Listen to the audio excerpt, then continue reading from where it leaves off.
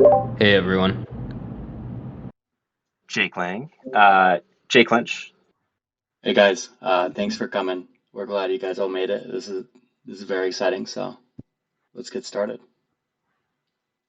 Cool news. Alrighty. So the goal of this presentation is to update all of you on the progress we've made so far as a community, which is pretty impressive. Re-entrant, I'm gonna mute you by the way. So let's go. Yeah, so it's been really impressive. I think we all have something here that we need to grow and nurture because what we have is something pretty special. So speaking of growing and nurturing Spearbit, we're going to talk about our roadmap, and then most importantly, we're going to talk about how all of you can get involved. We're looking to spin up some working groups to do just that. Okay, but first let's talk about why we're all here. All of us in our community are passionate about improving the security of Web3. And particularly, we're trying to solve this problem right now where projects shouldn't have this arbitrary choice between getting security help that they need or meeting their business goals to ship their protocol or their product to users. And that's why we're all here today, is to solve this bottleneck, particularly the bottleneck where projects ship code before quality audits. So that's the immediate problem we're trying to solve. And our method to solve this really is through scaling security auditing in Web3 through a progressively decentralized security audit DAO. And we're going to get into our process of progressive decentralization, how we're going to do, or really how we're thinking of community governance, and really how all of you are going to help all of us think through what governance looks like. So specifically in our audit model, freelance security researchers get access to deals, they get access to liability protection, which is something that's super important. And they also get access to collaborate with other security researchers of different skill levels and the ability to learn and mentor other security researchers, which is super important as we try to grow this ecosystem. And then in return, the clients of Spearbit receive time-efficient access to security researchers and high quality audits. Okay, so let's talk about what we've done so far. The numbers are good, and the impact is even better. We started this freelance security audit model in December, and we've been super pleased of all of our collective progress so far. So in December of 2021, we had a monthly gross revenue of $53,000. Moving into January of 22, we had a monthly revenue in that particular month of $210,000. And then last month in February of 22, we had a gross revenue of $395,000. And then gross revenue is defined as the total cost of audits that clients pay. This includes both what freelancers make as well as the Spearbit network fee. And gross revenue of an audit is categorized by the month the audit ends. So if an audit starts in January and then ends in February, we're categorizing that as part of February's specific gross revenue. Okay, moving on to some more statistics about our auditing organization.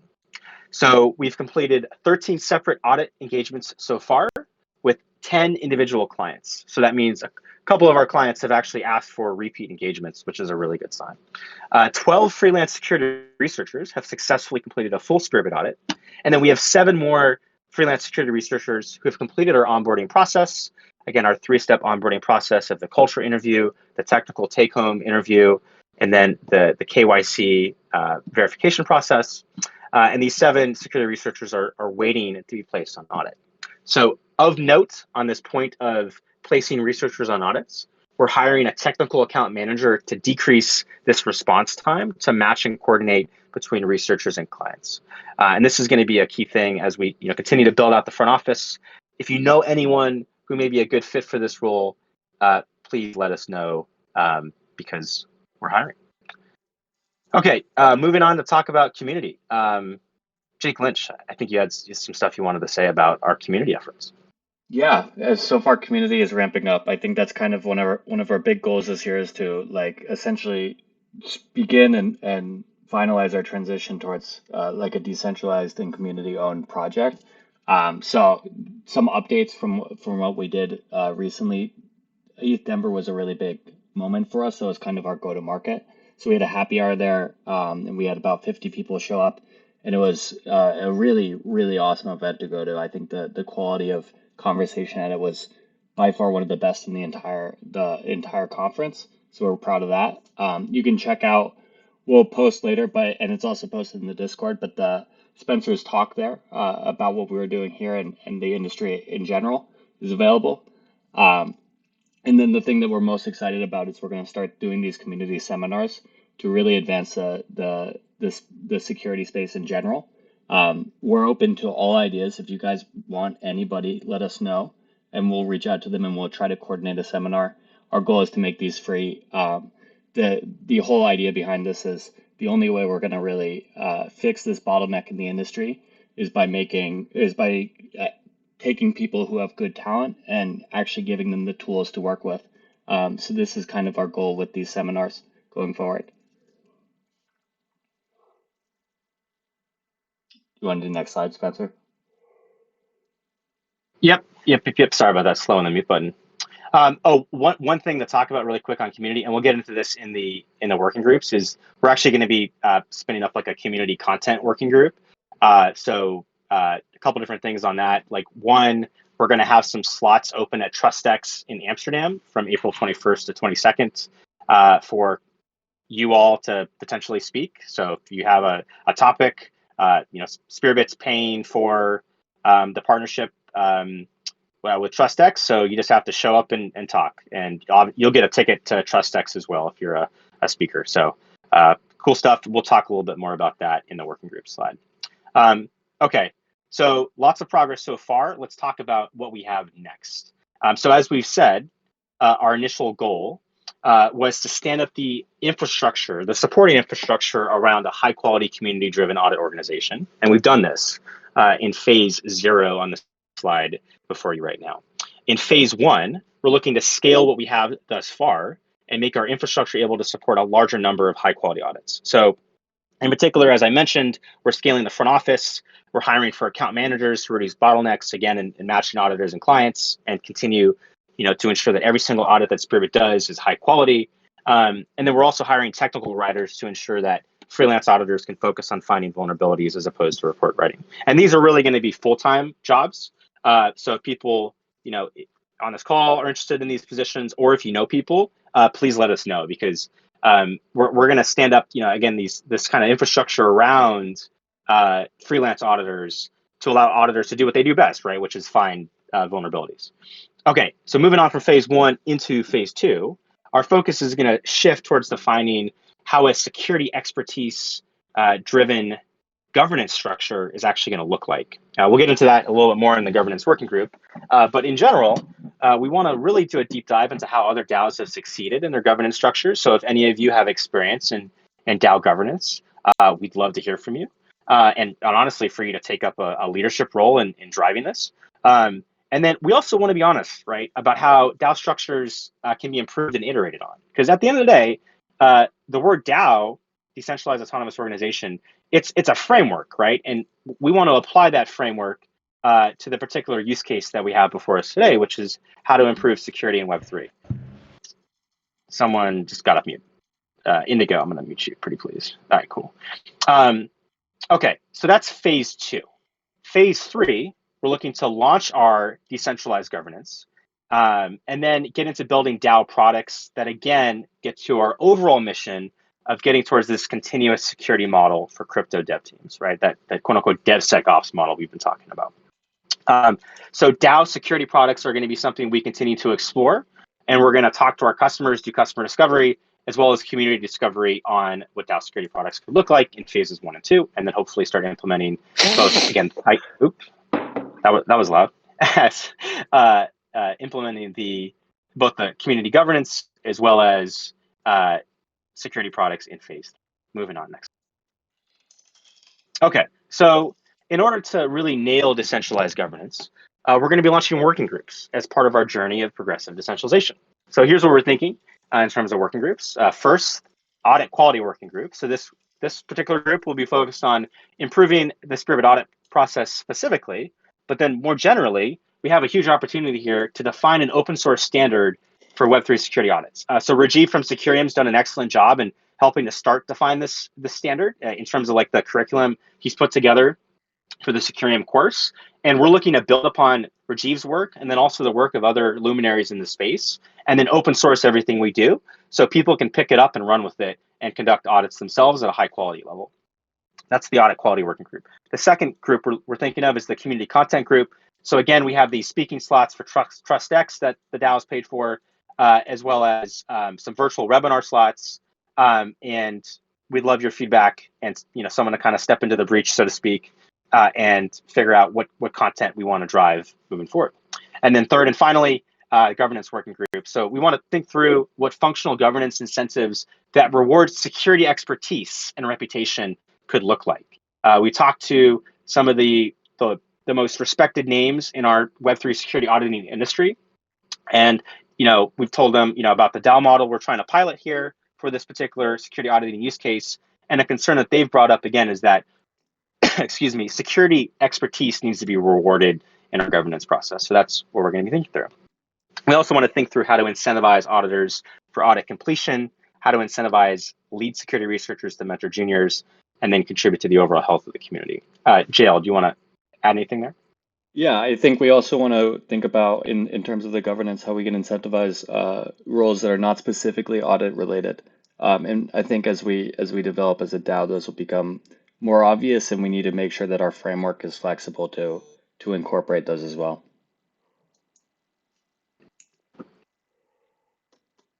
And then finally, JL, do you want to speak to our Spearbit NFT?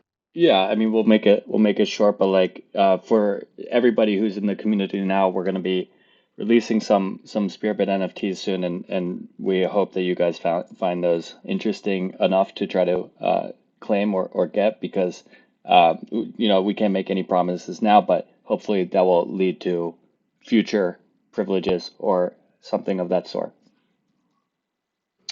Cool beans. So that really concludes our talk. It was short, sweet, to the point. Happy to go back through the slides if anyone has questions on particular topics. So yeah, now we're going to open up. Oh, go ahead. Yeah, Spencer, we have a question from Reentrant in the Q&A chat. And if anybody wants to drop questions, feel free to drop them in that channel. But the question is, I like the idea of separating, finding vulnerabilities from writing the reports. Curious if there is a pretty standard separation of roles or something new that Spearbit is doing. Hari, do you want to speak to that? Yeah, sure. Yeah, I would like to clarify first. I think still there is some writing involved by people finding the vulnerabilities. I think only they can properly write it down, but the writing job that we are talking about is mostly polishing it up and trying to look it nice for the final PDF. So it is perhaps, I think other firms also have some kind of copy editors. I don't think it's completely new, but yeah, we try to make sure that our auditors work in writing is simplified as much as possible. Yeah, I'd like to add to that to just kind of describe what the role is. So as an auditor, you'll obviously be doing the writing about the actual content, so explaining the vulnerability or finding, whereas the kind of report writing is more to distill that into a concise document that communicates it kind of clearly and up to Spearbit standards. So as an auditor, you don't exactly have time to be worrying about whether you had some perfect grammar when you just made a note about your finding, and that's what the report writer's job is to do, to really turn kind of the information into a well-presented document.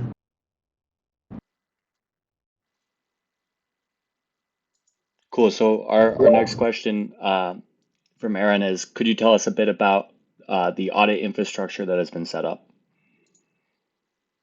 Yeah, I mean, I think Jake Lang can speak to that a little bit. I'll just say that right now, really, it's the core team that deals with clients in terms of ensuring the best possible price for auditors.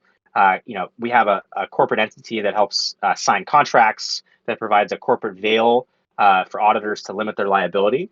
We're still working through, specifically what that means, and we're taking community feedback on that as we scale and improve. We also provide quality oversight as well. We have folks like Alex Bergzasi, who's a core team member who has a deep background leading the Solidity team over at the Ethereum Foundation. Same thing with Hari Malakal. So we kind of provide this supporting infrastructure to allow auditors just to focus on, freelance auditors just to focus on finding vulnerabilities. But Jake, go for it. Yeah, I can answer the next question. Will the DAO focus only on Web3 or will Web2 security services be available? So really, Spearbit's security capabilities are that of its members, of its security researchers.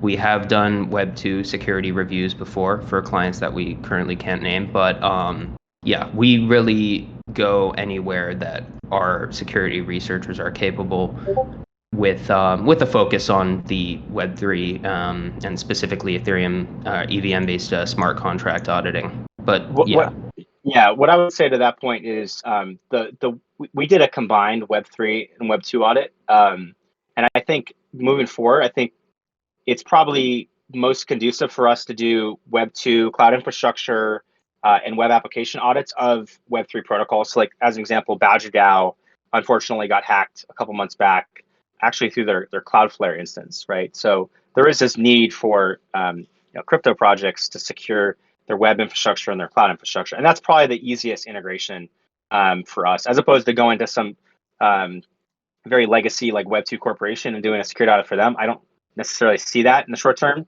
but because we're progressively decentralizing into a DAO, I think the better fit is for us to help Web3 projects with their smart contract security as well as their cloud and web application security. Yeah, so next question I want is, to add something. Oh yeah, go for it, Ari. Sorry. Yeah, I want to add something regarding the Web2 part. Yeah, we had an audit which combined both the Web3 and Web2 part.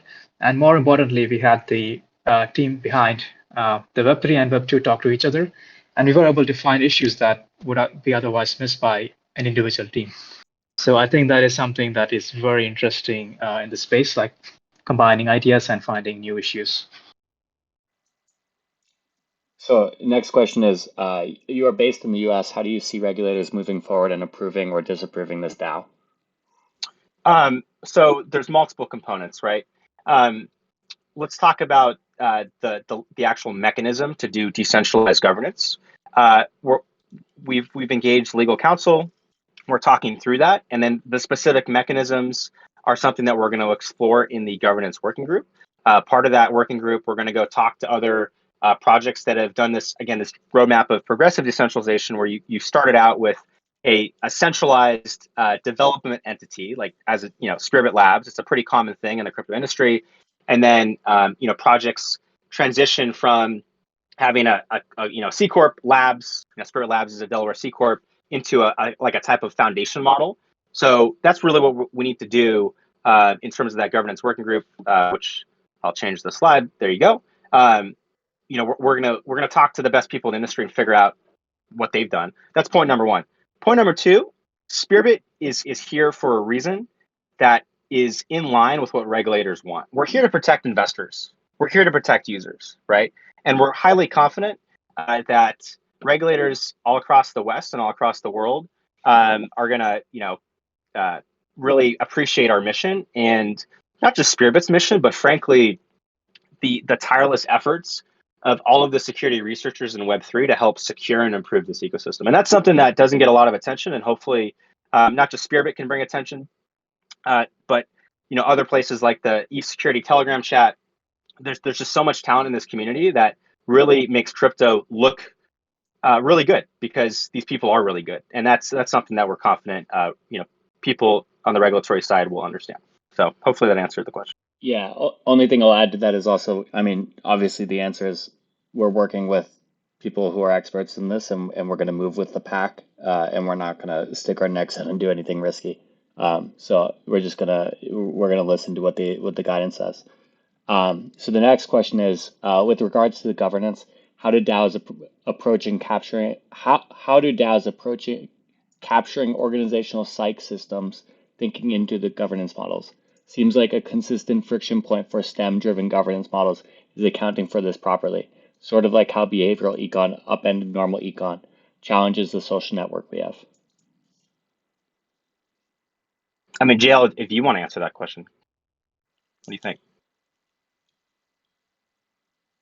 I'm a little lost as to exactly what's getting asked. I can give Yeah, my you want to go thoughts for on it, this Lane? actually.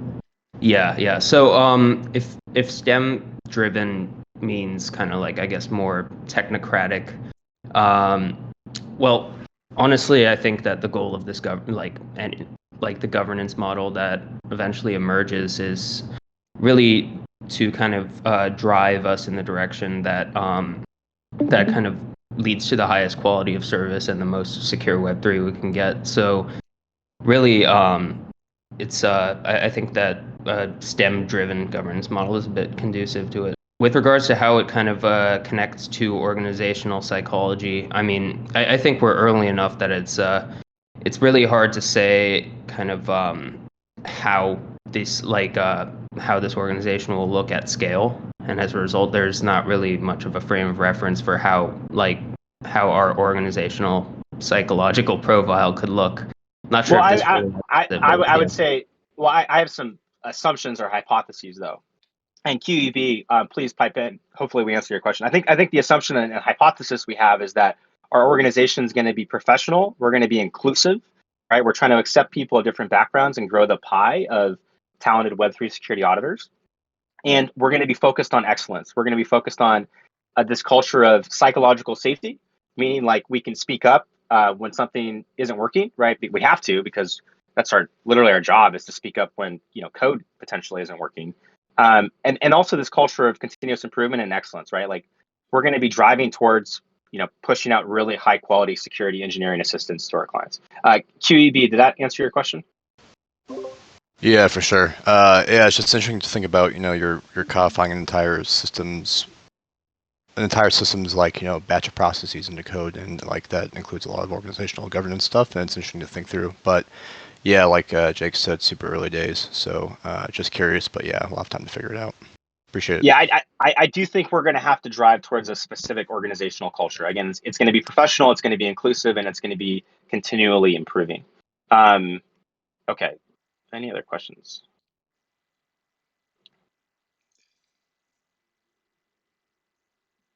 Yeah, we just got Yeah, one. which okay.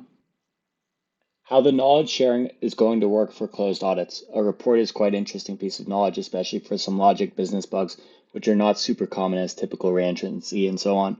Is there any plans to either share reports or incentivize / write the post-project write-ups if there were some cool findings?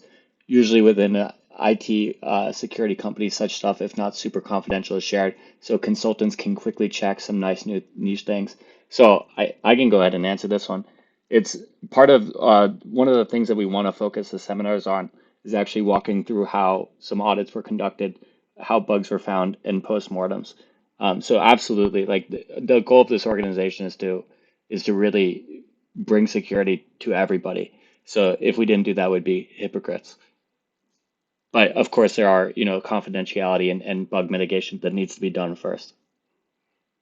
But I think as we onboard more people, JL, I think in Cantina, once people are like onboarded, we can definitely share stuff. So Yeah, absolutely. I mean, there is a walled garden of sorts that we'll try to have a little bit more loose of a discussion there about certain interesting things.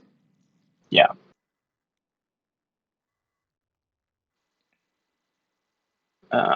What are the questions? How can the community get involved and help grow Screw It? Great question. Let's start getting these working groups going. I think Yeah, yeah. if you're interested in joining a working group, either message one of us or drop that into Discord. We'll keep track of whoever's interested in these specific ones, and what we'll try to do is we'll try to reach out soon. We're obviously trying to onboard as many auditors as we can right now, so that's a priority. But as soon as we get to a working level with that, we're going to go ahead and start running with these.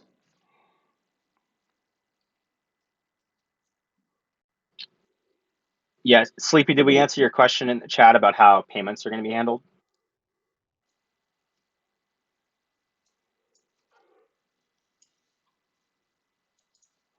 Sleepy stuff.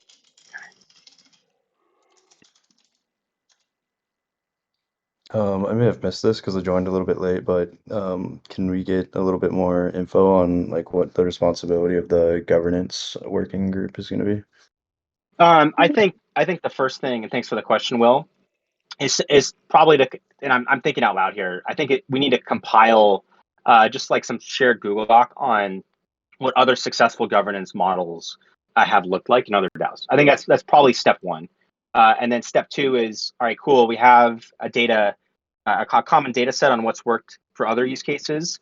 What will governance particularly work in this use case, which is delivering high quality audits at scale for Web3 projects? Yeah, I think our goal in general is to look around and see, okay, what is it about governance that sucks, and what is it about governance that's great, and how do we preserve the best parts without, or how do we get rid of the worst parts while preserving the best parts? Cool. Yeah, that sounds pretty exciting. And Will, we'd love to have you help like run the governance working group if that's something you're interested in, so we can follow up with you on that. Let's see what other questions we got. How do you imagine? Yeah, go for it, Spencer. Yeah. Oh, I was just going to say CBYM, really good question. Working dynamics between seniors and juniors. Alex Bergzasi, as someone who's one of the more experienced Spearbit core team members, do you want to answer that question? The dynamics between seniors and juniors.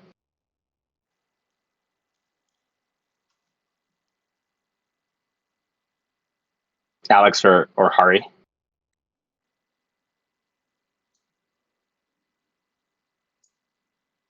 Yeah, it's a good question. So far, most of the interaction happens during the audit.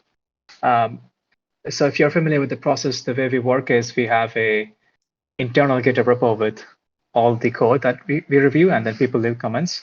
So you can have a lot of interactions by like looking at other people's comments, or you can like leave comments, tag people, and a lot of the technical interactions happen that way. And outside of that, we have like private chats for each of the audits where you can ask private questions if you want. Yeah. And we also plan to have this internal chat with more people called the Cantina. And once you're on board, and you can ask questions, share details, all sort of things there. I hope that answers the question.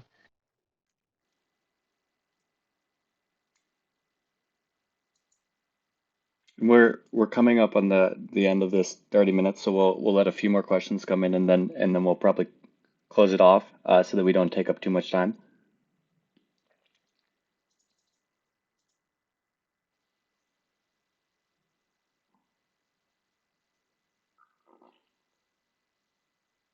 So question is, will there be opportunities for less experienced people to shadow or apprentice the leading auditors? That's a great question. Spencer, do you want to take that? Absolutely.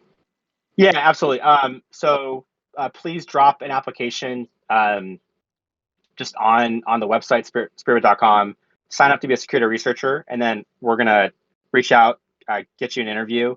And yeah, we 100% have slots for apprentices on audits. Really, there's really 4 different levels of Spearbit auditors. And obviously, this is like subject to community iteration and improvement as we move forward. But yeah, like the first level is the lead security researcher. So some of the folks on this call that are really experienced and have demonstrated expertise have been lead security researchers on Spearbit freelance audits before. Then there's security researcher, which is like kind of an intermediate level role. Then there's apprentice. And then there's also this role of the quality officer, where it's more of like a part-time role, same skill level as a lead security researcher, but more of like an oversight role. So yeah, so definitely drop. I think that was Technovision that asked that question. Please drop an application, and then if we don't get back to you, our apologies. Just bug us. Just like seriously, just like hit us up in the general chat. Call us out publicly. Be like, hey, I dropped an application. Why has no one talked to me? Please, like call us out for that. And that's really why we're trying to scale the front office, is to have more people full time that can like help vet and onboard freelancers. So we're working it, but continue to bug us if we're not responsive. Yeah, one thing I'll add to that is like Spearbit in its final form is really just a front office, right? So absolutely. Like, there's going to be plenty of opportunities for that. That's definitely what we're trying to scale the most, actually.